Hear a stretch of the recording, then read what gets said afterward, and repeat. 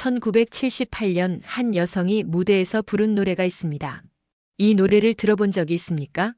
한국 현대사의 가장 격변했던 시기, 수많은 사람들이 상처를 안고 살아가던 그때 무대 위 한 여인이 조용히 입을 열었습니다. 비가 오면 생각나는 그 사람. 언제나 말이 없던 그 사람. 그녀의 목소리는 단순한 노래가 아니었습니다. 전쟁의 아픔, 이별의 슬픔, 그리고 희망을 향한 간절한 기도까지. 그녀는 심수봉, 단 한 곡으로 대한민국을 울린 가수. 하지만 그녀의 삶은 결코 평탄하지 않았습니다. 고난과 시련 속에서도 노래를 멈추지 않았던 한 여인의 이야기. 그녀의 노래는 50년이 넘는 세월 동안 한국인의 가슴을 위로해왔습니다. 그렇다면 어떻게 한 가수의 노래가 세대를 넘어 지금까지도 사람들의 마음을 울리고 있을까요? 지금부터 그 이야기를 시작합니다. 저는 뉴욕의 다큐멘터리 감독 리사 밀러입니다. 세계 각국의 전통음악을 기록하는 일이 제 전부였죠. 영화제에서 상도 몇 번 받았고 업계에서는 나름 인정받는 감독이라고 자부합니다. 지난주 투자사 회의에서 한국 음악을 다룬 다큐멘터리를 제안받았습니다. 투자자들은 K-팝의 성공을 이야기했지만 저는 내심 탐탁지 않았죠. 수많은 아이돌이 똑같은 춤을 추고 비슷한 노래를 부르는 것이 제 관심사는 아니었으니까요. 하지만 조사를 하면 할수록 K-팝 이면의 한국 음악이 궁금해졌습니다. 국악이라 불리는 전통음악부터 트로트까지 생각보다 다양한 장르가 공존하고 있더군요. 특히 전통과 현대의 결합이라는 관점에서 흥미로운 소재가 될 것 같았습니다. 서울행 비행기 안에서 한국 음악에 대한 자료를 찾아보았죠. 국악기로 현대 음악을 연주하는 영상도 보고 판소리 한 대목도 들어봤습니다. 낯선 언어였지만 이상하게 귀에 감기는 느낌이었습니다. 인천공항에 도착하자마자 현지 코디네이터 김민수를 만났습니다. 민수는 한국 음악계에서 20년 넘게 일한 베테랑이었죠. 리사 감독님, 우리나라 음악은 장르를 넘나드는 게 특징이에요. 국악이 K-팝이 되기도 하고 트로트가 현대무용과 만나기도 하죠. 첫 촬영은 국립국악원이었습니다. 전통 의상을 입은 연주자들이 가야금과 대금을 연주했죠. 그런데 연주가 시작되자 제 생각은 완전히 바뀌었습니다. 현대적인 편곡과 어우러진 전통 악기의 소리가 신선했거든요. 서울의 밤거리를 걸으며 여러 생각이 들었습니다. 거리 곳곳에서 들려오는 음악들이 제 호기심을 자극했죠. K-팝 카페에선 화려한 댄스 음악이, 전통 주점에선 구성진 트로트가 버스킹, 공연장에선 어쿠스틱 기타 소리가 들렸습니다. 숙소로 돌아와 촬영 계획을 다시 세웠습니다. 단순히 전통과 현대의 결합이라는 관점을 넘어 한국인들의 삶과 음악이 어떻게 연결되어 있는지 더 깊이 들여다보고 싶어졌거든요. 다음 날 아침 민수에게 전화를 걸었습니다. 민수 씨, 한국의 대중음악사에서 가장 상징적인 인물이 누굴까요? 민수의 대답은 의외였습니다. 심수봉이라는 가수를 아세요? 그녀의 음악 속엔 우리의 현대사가 고스란히 담겨 있답니다. 여기 한국에서 저는 K-팝 너머에 있는 진정한 음악을 찾게 될 것 같았습니다. 저는 오늘도 서울 곳곳을 돌아다니며 촬영을 진행했습니다. 홍대 거리의 인디밴드부터 종로의 전통 공연까지 한국의 다양한 음악을 카메라에 담았죠. 하지만 뭔가 부족하다는 느낌을 지울 수 없었습니다. 그러던 중 우연히 북촌의 한 작은 카페에 들어가게 됐습니다. 민수가 이곳에서 특별한 공연이 있다고 했거든요. 오늘은 어르신들의 작은 음악회가 열려요. 우리나라 노래가 세대를 어떻게 이어주는지 보실 수 있을 거예요. 카페 안은 이미 사람들로 가득 차 있었습니다. 60대로 보이는 여성부터 20대 청년까지 다양한 연령대의 사람들이 모여 있었죠. 무대는 아주 작았지만 분위기만큼은 어떤 대형 공연장보다 따뜻했습니다. 첫 곡으로 한 중년 여성이 백만송이 장미를 불렀습니다. 처음에는 그저 평범한 노래라고 생각했죠. 하지만 후렴구가 시작되자 놀라운 일이 벌어졌습니다. 객석의 모든 사람들이 하나 되어 노래를 따라 부르기 시작한 거예요. 가사는 알아들을 수 없었지만 노래 속에 담긴 감정은 고스란히 전해졌습니다. 깊은 그리움, 아픔, 그리고 희망이 한 곡에 녹아 있었죠. 옆자리의 할머니는 눈물을 훔치셨고 젊은 커플은 서로의 손을 꼭 잡았습니다. 민수에게 물었습니다. 이 노래의 원곡자가 누구죠? 민수는 빙그레 웃으며 대답했습니다. 심수봉이에요. 1980년대를 대표하는 가수죠.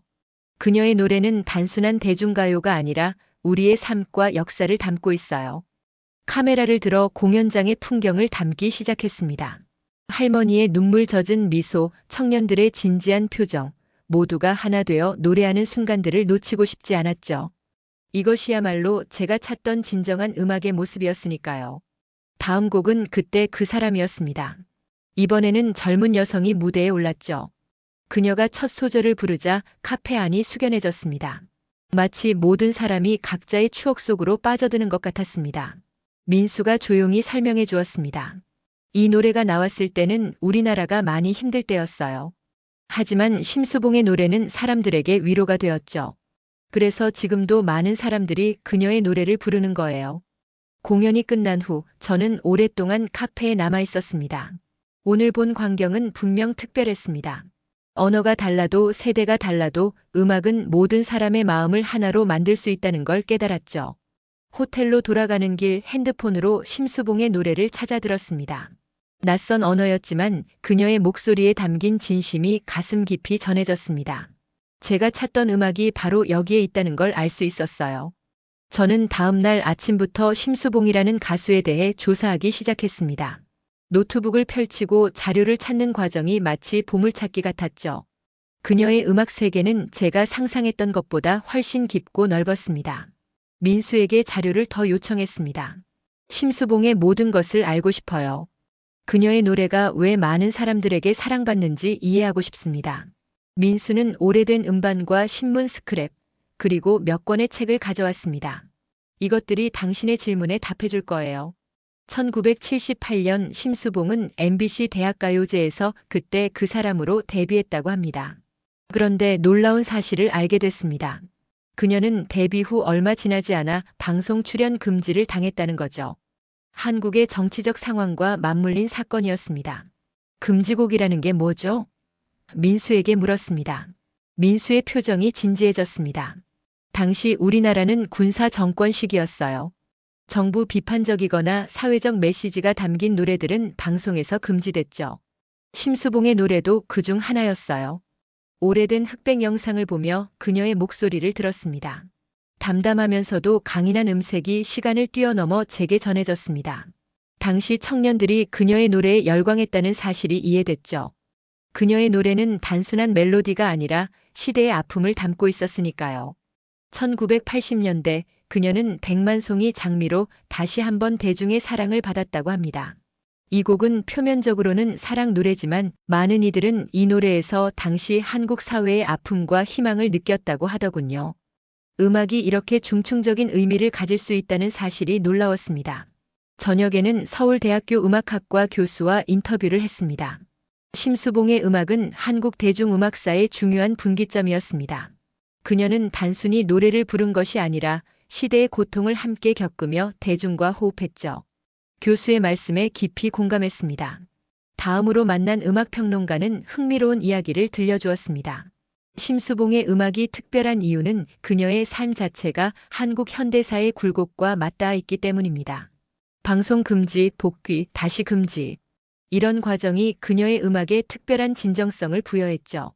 그날 밤 호텔방에서 심수봉의 노래를 들으며 생각했습니다. 제가 지금까지 만들어온 다큐멘터리는 대부분 음악 자체에 초점을 맞췄었죠. 하지만 이번에는 달랐습니다.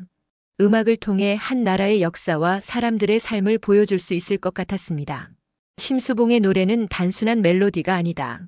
그것은 한 시대의 아픔과 희망을 담은 살아있는 역사다. 저는 단순한 다큐멘터리 감독이 아니라 한 사람으로서 이 이야기에 깊이 빠지고 싶었습니다. 다음 날의 일정을 계획하며 민수에게 전화했습니다. 심수봉의 노래가 실제로 사람들의 삶에 어떤 영향을 미쳤는지 알고 싶어요. 그녀의 음악을 사랑하는 평범한 사람들을 만날 수 있을까요? 민수는 잠시 생각하더니 대답했습니다. 제가 좋은 곳을 알고 있어요. 내일 아침 일찍 출발하겠습니다. 저는 이른 아침 민수와 함께 서울을 떠났습니다. 목적지는 경기도 양평의 작은 마을이었죠. 이곳에 심수봉의 음악을 평생 사랑해온 분이 계세요. 음악 감상실도 운영하고 계시고요. 민수의 설명을 들으며 창밖의 풍경을 바라봤습니다. 도시를 벗어나자 한국의 시골 풍경이 펼쳐졌습니다. 녹색 산들이 우리를 감싸고 논과 밭이 햇빛에 반짝였죠. 이런 평화로운 곳에서도 심수봉의 노래는 울려 퍼졌다니 그것만으로도 충분히 흥미로웠습니다. 2시간쯤 달려 도착한 마을은 정말 작았습니다. 몇십 가구가 모여 사는 곳이었죠. 마을 입구에 작은 건물 앞에 차를 세웠습니다. 문 위에는 추억의 음악 감상실이라고 적힌 낡은 간판이 걸려 있었습니다. 문을 열고 들어가자 70대로 보이는 노신사가 우리를 맞이했습니다. 박상현입니다. 멀리서 오셨다면서요? 푸근한 미소가 인상적이었습니다. 벽면에는 오래된 LP판과 카세트 테이프가 가지런히 진열되어 있었죠. 그중 대부분이 심수봉의 앨범이었습니다. 저는 카메라를 꺼내 주변을 촬영하기 시작했습니다. 이곳을 언제부터 운영하셨나요? 박상현은 벽에 걸린 사진을 가리켰습니다. 20년 전부터요. 원래는 서울에서 회사원으로 일했었죠. 퇴직하고 고향에 내려와 제가 좋아하는 일을 시작했습니다. 박상현은 차를 내오며 이야기를 이어갔습니다. 심수봉의 노래는 제 인생의 배경음악이었어요. 그때 그 사람이 나왔을 때 저는 갓 결혼한 새신랑이었죠. 아내와 함께 그 노래를 들으며 어려운 시절을 견뎠습니다. 그의 이야기는 마치 영화 한 편을 보는 것 같았습니다. 1970년대 말 어려운 경제 상황 속에서 가족을 부양하기 위해 고군분투하던 젊은 아버지. 라디오에서 흘러나오는 심수봉의 노래가 그에게 위로가 되었다는 거죠. 80년대 중반 큰아이가 대학에 입학했을 때 백만송이 장미가 히트했어요. 딸아이와 함께 그 노래를 따라 부르곤 했죠. 박상현의 눈에 촉촉한 기억이 어렸습니다. 그 순간 저는 음악이 단순한 소리의 나열이 아니라 사람들의 인생과 함께한다는 것을 실감했습니다. 점심시간이 되자 마을 사람들이 하나둘 음악 감상실로 모여들었습니다. 이분들은 매주 이 시간에 모여 함께 노래를 들으며 이야기를 나눕니다. 민수가 귓속말로 설명해 주었죠. 마치 작은 동아리 모임 같았습니다. 박상현이 오래된 턴테이블에 LP판을 올렸습니다. 바늘이 레코드에 닿는 순간 심수봉의 그때 그 사람이 울려 퍼졌습니다. 놀랍게도 모든 마을 사람들이 자연스럽게 따라 부르기 시작했죠. 그 광경은 정말 감동적이었습니다. 60대부터 80대까지 다양한 연령의 사람들이 한 곡의 노래로 하나가 되었으니까요. 제 눈에는 그들 모두가 각자의 인생 이야기를 노래로 풀어내는 것처럼 보였습니다. 박상현이 문득 기타를 꺼냈습니다. 제가 직접 연주해 볼게요. 그의 손가락이 기타줄을 타고 움직이자 쉰 듯한 목소리로 노래를 부르기 시작했습니다. 그 순간 저는 카메라를 통해 마을 사람들의 표정을 담았습니다. 그들의 얼굴에는 추억과 감동, 그리고 공감이 고스란히 담겨 있었죠. 노래가 끝나자 저는 무의식적으로 박수를 쳤습니다. 정말 아름다웠어요. 진심을 담아 말했죠. 박상현은 겸손하게 웃으며 말했습니다. 노래는 마음을 전하는 가장 좋은 방법이죠. 심수봉의 노래는 우리 모두의 마음을 대신 전해주었습니다. 저녁이 되자 음악 감상실에 젊은 여성이 들어왔습니다. 할아버지, 또 옛날 노래 듣고 계세요? 친근한 투로 말하는 그녀를 보며 민수가 설명해 주었습니다. 박상현 씨의 손녀 지연이에요. 서울에서 음악을 공부하고 있죠. 지연은 저에게 반갑게 인사했습니다. 미국에서 오셨다고 들었어요. 할아버지의 음악 이야기에 지루하진 않으셨나요? 그녀의 장난기 어린 질문에 웃음이 나왔습니다. 전혀요. 오히려 너무 흥미로웠어요. 당신 할아버지의 이야기는 어떤 영화보다 감동적이었습니다. 박상현이 손녀의 어깨를 토닥이며 말했습니다. 지연이는 가수를 꿈꾸고 있어요. 다음 주에 오디션도 있고요. 지연은 쑥스러운 듯 고개를 숙였습니다. 할아버지, 그런 얘기 하지 마세요. 아직 아무것도 확실하지 않은데. 저는 호기심이 생겼습니다. 어떤 음악을 하고 싶어요? 지연은 잠시 생각하더니 대답했습니다. 사실, K-팝 아이돌이 되고 싶어요.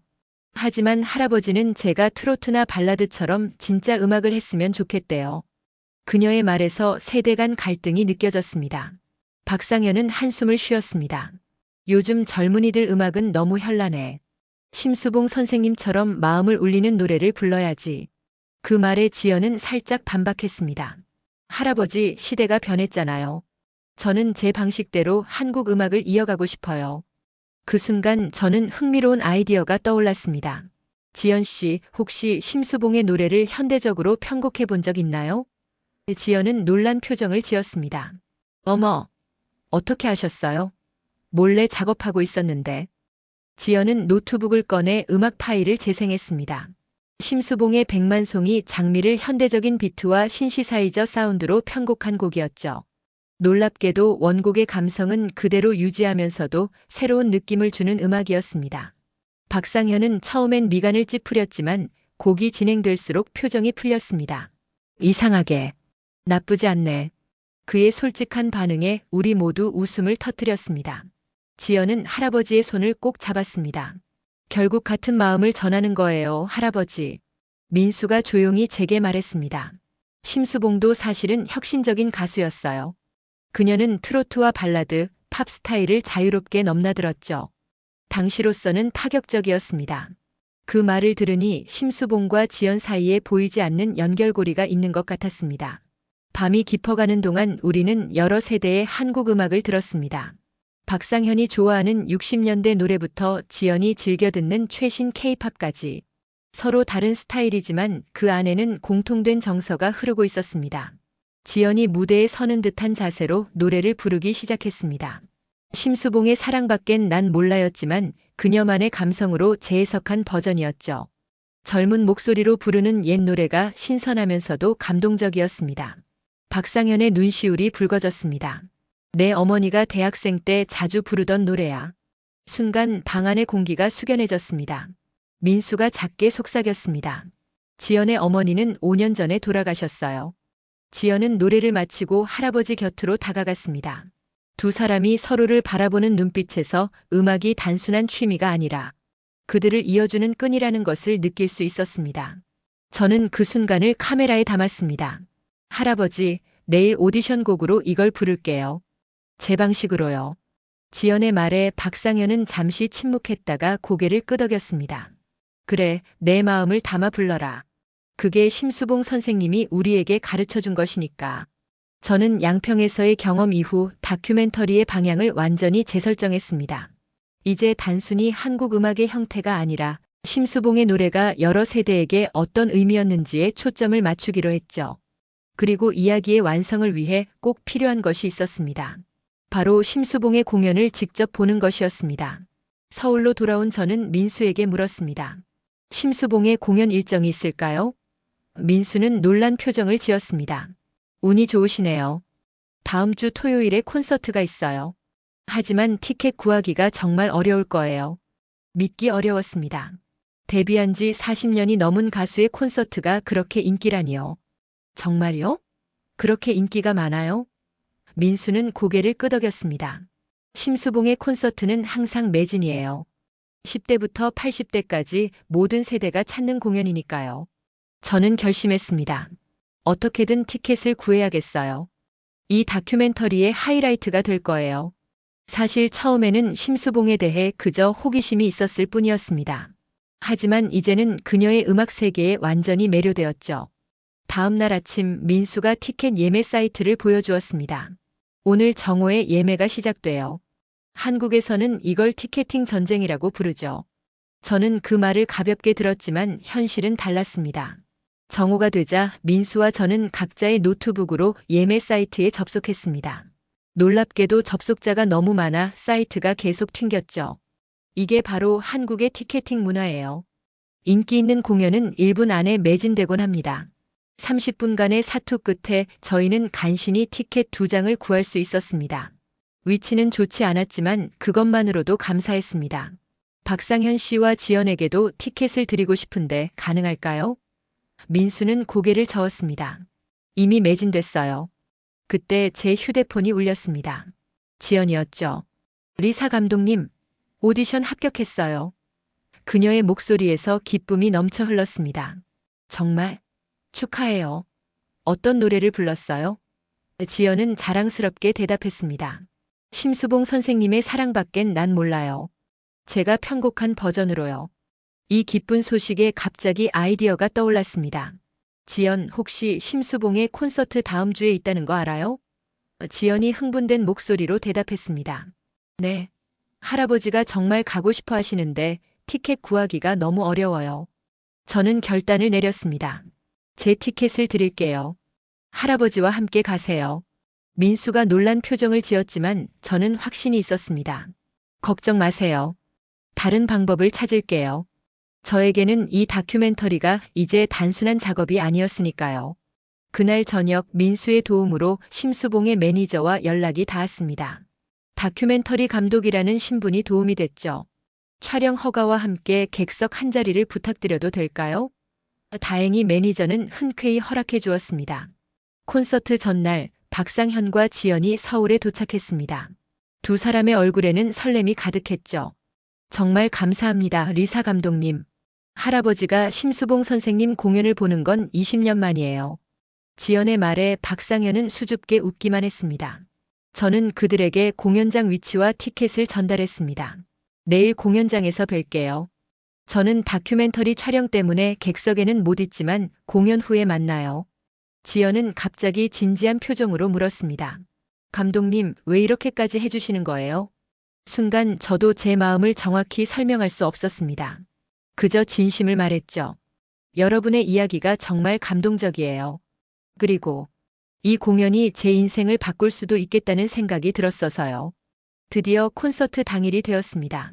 저는 일찍 공연장에 도착해 마지막 촬영 준비를 마쳤습니다. 심수봉의 매니저가 저를 백스테이지로 안내해 주었죠. 카메라는 무대 왼쪽에서 촬영하시면 됩니다. 관객들의 반응도 담아주세요. 공연 2시간 전부터 팬들이 모여들기 시작했습니다. 정말 놀라웠습니다. 10대 소녀부터 80대 노인까지 말 그대로 모든 세대가 한자리에 모인 거예요. 심수봉의 음악이 세대를 뛰어넘는 공감대를 형성한다는 것을 직접 목격하는 순간이었습니다. 로비에서 우연히 박상현과 지연을 만났습니다. 박상현은 마치 첫 데이트에 나온 청년처럼 들떠 보였죠. 리사 감독님, 제가 심수봉 선생님 노래를 처음 들은 건 군대에서였어요. 그때부터 지금까지 40년이 넘었네요.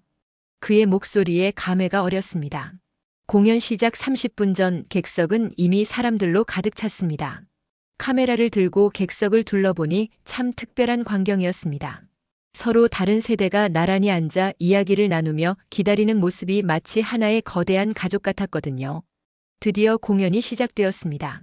무대가 어두워지고 피아노 선율이 흐르기 시작했습니다. 그리고 스포트라이트 속에 심수봉이 등장했습니다. 관객들의 환호성이 터져나왔습니다. 그녀는 60대 중반의 나이였지만 무대 위에서는 놀랍도록 젊고 에너지 넘쳤습니다.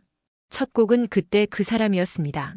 첫 소절이 시작되자마자 전 관객이 하나 되어 따라 부르기 시작했습니다. 저는 그 순간을 카메라에 담으며 감동의 물결을 느꼈습니다. 언어는 달랐지만 그 감정은 고스란히 전해졌으니까요. 다음 곡으로 넘어가기 전 심수봉이 관객들에게 말했습니다. 여러분, 오늘 이 자리에 외국에서 오신 특별한 손님이 계십니다. 미국의 리사 밀러 감독님이 우리의 음악 이야기를 다큐멘터리로 만들고 계시지요. 갑자기 스포트라이트가 저를 비추었고 관객들이 박수를 쳤습니다. 예상치 못한 소개에 당황했지만 카메라를 들어 인사를 했습니다. 그 순간 심수봉이 말했습니다. 음악은 국경을 넘어 우리 모두를 연결합니다. 오늘 이 공연이 리사 감독님께도 특별한 시간이 되길 바랍니다. 공연은 계속되었고 백만송이 장미가 시작되었습니다. 이제는 제게도 익숙한 멜로디였죠. 관객석을 보니 박상현이 눈물을 훔치고 있었습니다. 지연이 할아버지의 손을 꼭 잡고 있었고요. 두 사람은 서로를 바라보며 미소 지었습니다. 그 순간 저는 완전히 다른 시각으로 이 장면을 보게 되었습니다. 이것은 단순한 음악 공연이 아니었습니다. 이곳은 세대를 이어주고 과거와 현재를 연결하며 상처를 치유하는 거대한 공감의 장이었습니다. 심수봉은 비나리를 부르기 시작했습니다. 민수가 설명해준 바로는 이 곡은 우리말로 기원이라는 의미를 가진 전통, 민요를 현대적으로 재해석한 곡이라고 했죠. 그녀의 목소리가 공연장을 울렸고 모든 사람들이 고개를 끄덕이며 그 뜻을 함께 나누는 것 같았습니다. 공연의 마지막 부분에서 심수봉은 3명의 젊은 가수들을 무대로 초대했습니다. 놀랍게도 지연도 그중 한 명이었습니다. 이 젊은 친구들은 우리의 노래를 새롭게 해석하고 있습니다. 오늘은 특별히 함께 노래하고 싶었습니다. 지연을 포함한 3명의 젊은 가수들은 심수봉과 함께 사랑받겐 난 몰라를 불렀습니다. 젊은 목소리와 경험 많은 목소리가 어우러지는 순간이었죠. 객석의 박상현은 두 손을 모으고 기도하듯 그 순간을 지켜보았습니다. 노래가 끝나고 심수봉이 지연을 포함한 젊은 가수들을 안아주었습니다. 그 순간 저는 카메라에 담긴 영상을 통해 무언가를 깨달았습니다. 음악은 단순한 소리의 나열이 아니라 이어짐이었습니다. 세대와 세대를, 과거와 현재를, 아픔과 치유를 이어주는 끈이었죠. 공연이 끝나고 관객들이 서서히 빠져나갔습니다. 저는 여전히 그 자리에 서서 지금까지 촬영한 영상들을 마음속으로 정리하고 있었습니다. 그때 박상현과 지연이 다가왔습니다. 박상현의 얼굴에는 평온함이 가득했습니다. 리사 감독님, 오늘 정말 감사합니다. 뉴욕으로 돌아오는 비행기 안에서 저는 한국에서의 모든 경험을 돌아보고 있었습니다. 창밖으로 보이는 구름 사이로 태양이 빛났고 귀에는 심수봉의 사랑밖엔 난 몰라가 흐르고 있었죠. 이제 이 노래는 단순한 외국 음악이 아니라 제 인생의 일부가 되었습니다. 서울에서의 마지막 날, 박상현과 지연은 공항까지 배웅을 나왔습니다. 리사 감독님, 우리 이야기를 세계에 전해주세요. 박상현의 말에 제가 대답했습니다. 저에게도 잊지 못할 경험이었어요. 이건 단순한 다큐멘터리가 아니라 제 인생의 전환점이 될 것 같습니다. 지연은 작은 선물 상자를 건넸습니다. 할아버지와 제가 함께 준비했어요. 비행기 안에서 열어본 그 상자 안에는 오래된 카세트 테이프가 있었습니다. 라벨에는 1979년 라디오 생방송 마이너스 심수봉 특집이라고 적혀 있었죠. 박상현이 40년 넘게 간직해온 보물이었습니다. 뉴욕의 편집실에서 저는 밤낮으로 다큐멘터리 작업에 몰두했습니다. 처음 계획했던 것과는 완전히 다른 이야기가 되었습니다. 더 이상 단순한 한국 음악 소개가 아니라 음악이 어떻게 세대를 이어주고 역사를 담아내는지에 대한 깊은 이야기가 됐으니까요. 촬영했던 장면들을 하나하나 살펴보았습니다. 북촌의 작은 카페에서 백만송이 장미를 함께 부르던 사람들, 음악 감상실에서 기타를 치며 노래하던 박상현 할아버지와 함께 콘서트를 보며 눈물 흘리던 지연. 이 모든 순간이 하나의 이야기로 연결되었습니다. 편집 중간에 지연으로부터 이메일이 왔습니다. 리사 감독님, 좋은 소식이 있어요. 저 데뷔하게 됐어요. 소속사에서 제가 심수봉 선생님의 곡을 현대적으로 재해석한 것을 좋게 봤대요. 그 소식을 듣고 저는 기쁨의 눈물을 흘렸습니다. 다큐멘터리의 마지막 장면으로 저는 심수봉 콘서트의 피날레를 선택했습니다. 그녀가 지연을 포함한 젊은 가수들과 함께 사랑밖엔 난 몰라를 부르는 모습이었죠. 그 순간이 제가 전하고 싶은 메시지를 완벽하게 담고 있었으니까요. 나레이션을 녹음하며 저는 진심을 담아 말했습니다. 한국에 가기 전 저는 음악이 단순한 소리의 나열이라고 생각했습니다. 하지만 이제 알게 되었습니다. 음악은 우리를 연결하는 강력한 끈입니다. 세대와 세대를, 과거와 현재를, 서로 다른 문화를 이어주는 보이지 않는 다리입니다. 다큐멘터리가 완성되고 첫 시사회 날이 왔습니다. 저는 특별히 박상현과 지연을 뉴욕으로 초대했습니다. 그들이 상영관에 들어서자 모든 관객이 기립박수를 쳤습니다. 이 다큐멘터리의 진짜 주인공은 바로 그들이었으니까요. 상영이 끝난 후 한 평론가가 다가와 물었습니다. 당신의 다음 작품도 음악에 관한 것인가요? 저는 잠시 생각하다 미소를 지었습니다. 아마도요. 하지만 이제는 단순히 음악 자체가 아니라 음악이 사람들의 삶에 어떤 의미를 가지는지에 더 관심이 있습니다. 그로부터 한 달 후 저는 놀라운 소식을 들었습니다. 제 다큐멘터리가 뉴욕 영화제에서 대상을 수상한 것입니다. 시상식에서 저는 마이크를 잡고 말했습니다. 이 상은 저 혼자의 것이 아닙니다. 심수봉 선생님, 박상현 씨, 지연 씨, 그리고 음악으로 서로를 연결하는 모든 분들과 함께 나누고 싶습니다. 시상식 다음 날 저는 제 사무실에서 새로운 이메일을 확인했습니다. 지연이 보낸 음원 파일이었죠. 그녀의 데뷔곡이었습니다. 제목은 연결된 우리였고 심수봉의 그때 그 사람을 샘플링한 현대적인 팝 스타일의 노래였습니다. 노래를 들으며 창밖의 뉴욕 풍경을 바라보았습니다. 저 멀리 한국에서는 지금 어떤 음악이 흐르고 있을까 상상했죠. 그리고 문득 깨달았습니다. 음악은 결코 한 곳에 머물지 않습니다. 그것은 끊임없이 흐르고 변화하고 사람들을 연결합니다. 데스크 위에 놓인 새로운 기획안을 바라보았습니다. 세계의 음악 하나의 심장이라는 제목의 시리즈 다큐멘터리였죠. 첫 에피소드는 한국의 심수봉에서 시작해 전 세계의 다양한 음악과 그 음악을 사랑하는 사람들의 이야기를 담을 계획이었습니다.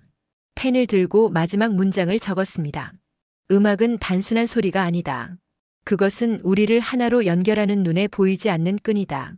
이제 저는 새로운 여정을 시작할 준비가 되었습니다. 심수봉의 노래가 제게 가르쳐 준 것처럼 진정한 음악은 단순한 소리를 넘어 우리 모두의 마음을 하나로 연결하니까요. 오늘 사연 어떻게 들으셨나요? 오늘 사연이 재미있으셨다면 구독, 좋아요, 알림 설정 부탁드리고요. 그럼 지금까지 사연을 읽어드리는 감동 사연이었습니다. 끝까지 시청해주신 분들 모두 감사드리고 더 재밌고 좋은 사연으로 찾아뵙겠습니다. 그럼 구독자분들 모두 감사합니다.